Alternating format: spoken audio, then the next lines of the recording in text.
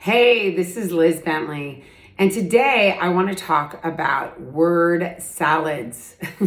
And this is a term that one of my clients coined, and it's really great because I see people do word salads a lot. And it's when you're talking and it's saying a lot of words and a lot of sentences, but they're kind of going in a circular fashion, and you're caveating things and not really being clear on your point or the position you're taking. And people are kind of talking around issues. And, they're talking, it's very pleasant, it's not disruptive. They can even be very friendly in it, but you can't really understand what they're saying. They're not really, you can't really get the grasp of it. And I see people do this when they're uncomfortable, when they don't have a grasp of the information, they don't feel confident in what they're talking about. They're feeling afraid of how something is going to land. They're feeling defensive.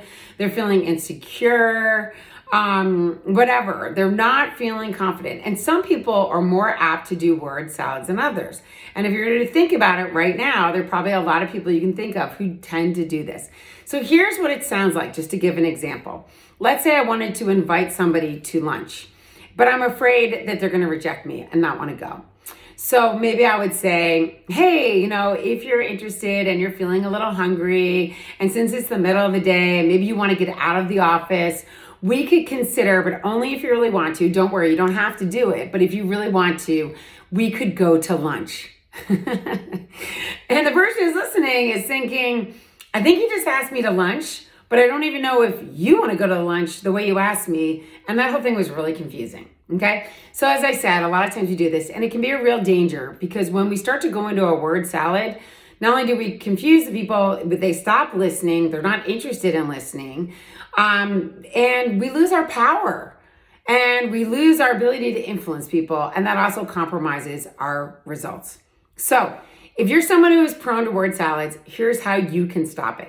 The first tip is to look at when it happens to you. Is it around certain topics, issues, or people that push you into that word salad more than other circumstances? So diagnose when it happens to you the most so that you can prepare for them and be mentally ready for it. Number 2, recognize that this is an emotional struggle. When you go into a word salad, it's because you're losing your confidence. And for whatever reason, you're afraid to be direct and clear with your language. So figure out, what is the emotional challenge you're having.